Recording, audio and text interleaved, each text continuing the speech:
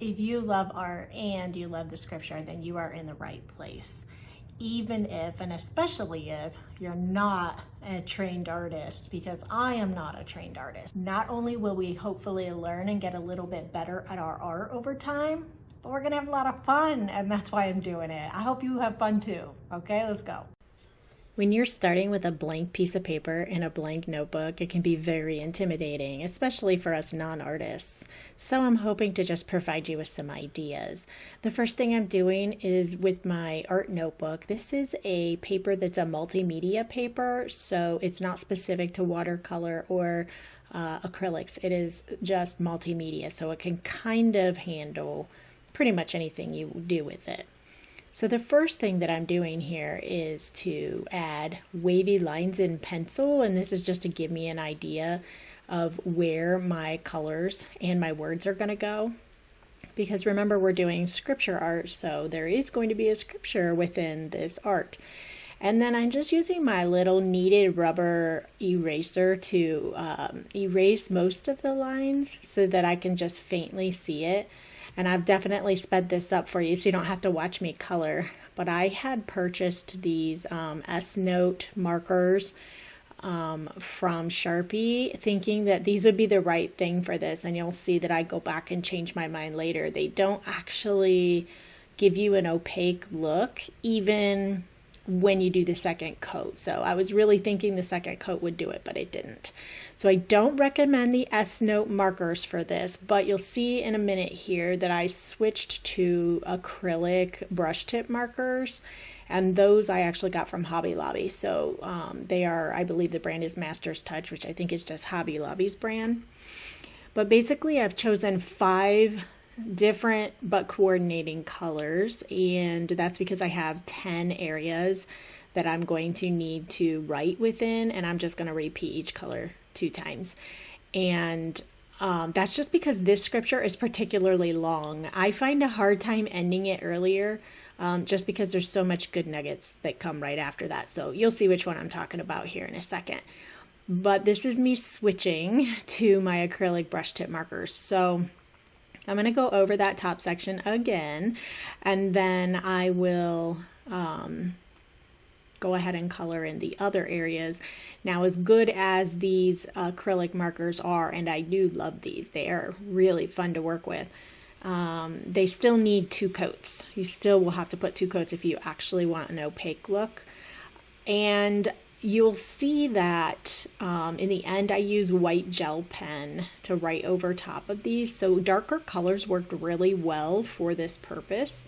And I was really glad about that because I had a lot of darker colors in here. If you were going to use more of a pastel type color palette, you would want to use a black or dark colored gel pen because you're going to see that the words go right over top. So they kind of need to have some contrast with the background colors. It's not really intended to look like mountains, but it does start to kind of look like mountains or wavy water in the beginning. But you'll notice that it does lose that effect as we kind of start to do other things to this. So for now, I am just thinking about my scripture while I'm working on this, and I'll see how long it takes you as I begin writing to figure out which scripture I'm using. This is a very well-known scripture. Not all of my videos I do very well-known ones, but this is a pretty well-known scripture. And so you'll know within the first few words that it's it's either one or the other of 2 different possible scriptures it could be. So you'll see that I already went all the way down the page almost, except for that last section, and I'm going in to do the second coat on a lot of these. So I just wanted you to see me do that because the second coat actually does make quite a bit of difference in the opacity of the colors on the paper. And I think you'll notice too, once we start working with it and writing over top, that it's needed. If you had all those non-opaque streaky lines, it really wouldn't work well to have the written words over top of it.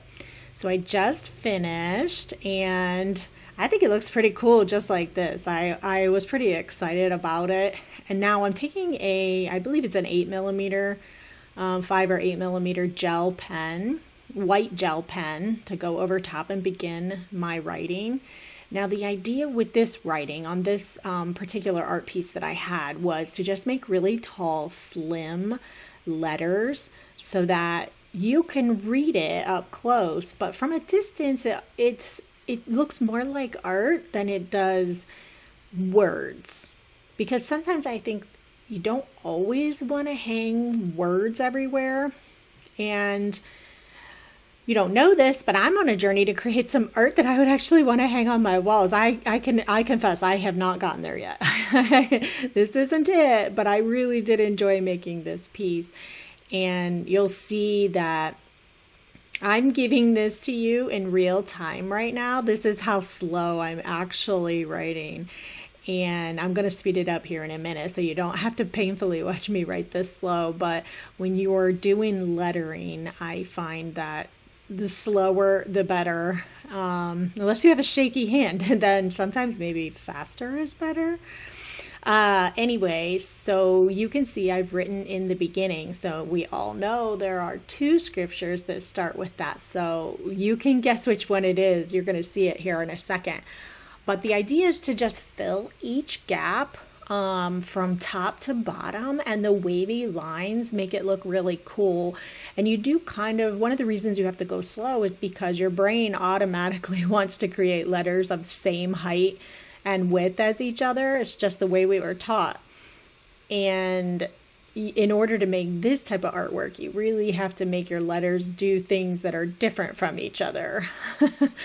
And I think I'm mostly successfully doing that here, but you'll see in a couple of areas like, whoops, that E got a little bit wavy there. So there, and some of the straight lines got a little bit wavy as well. So you'll see that it's not perfect. And that's why we're doing art for non-artists, because I'm not an artist, but I do love God's word. And I love putting it in a visual context. So this was fun for me. I hope it's fun for you too. It's going to speed up, I promise. We're not going to watch it this slow the whole time. And there we go. Now we're going in. I think this is like 3 times speed. So this is the scripture from the first chapter of John, where it says, "In the beginning was the Word, and the Word was with God, and the Word was God."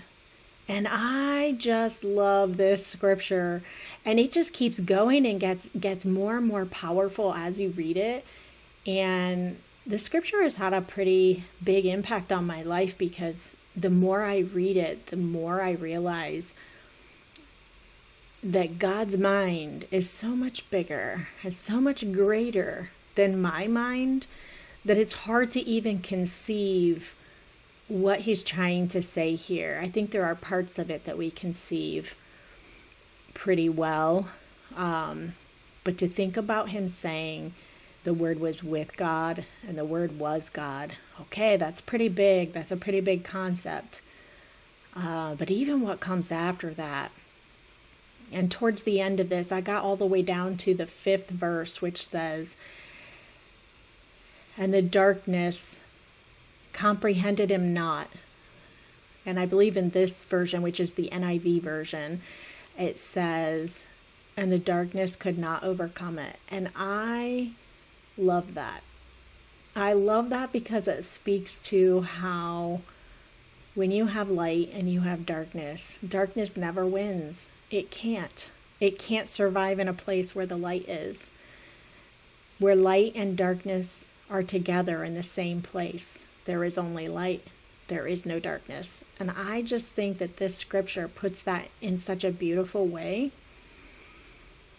And look, okay, you can begin to see the effect. This is, oops, I got a little bit crookedy there with my letters. They're going a little offline. Yeah, the effect of this is really cool. When you kind of stand back, you can see that the tall, slim, white letters on these colorful backgrounds really make it so that it looks more like art than it does like written lettering, written words. I'm going to just let you enjoy watching me write this scripture for the rest of it, and then I'll come back So you don't have to hear my voice through the whole thing. I'll play some relaxing music or something, and I'll come back here in a couple of minutes.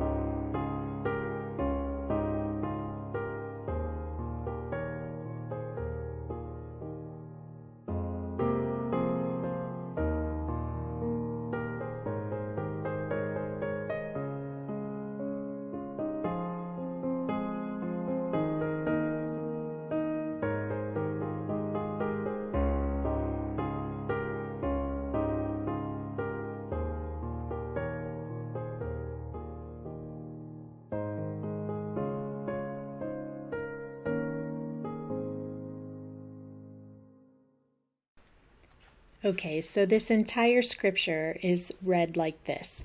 In the NIV version, in the beginning was the Word, and the Word was with God, and the Word was God. He was with God in the beginning. Through him all things were made. Without him nothing was made that has been made. In him was life, and that life was the light of all mankind. The light shines in the darkness, and the darkness has not overcome it. I just think that's so beautiful, and I love this scripture, and I think there's so much in it for everybody, and that's why I chose this one. But you can kind of see from a distance how cool this looks when you write it down on top of these colors.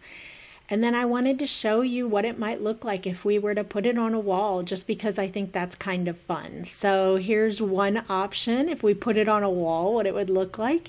And here's something if you had a dark background. So I hope this was fun for you. Come back next week to see some more fun art with God's scriptures.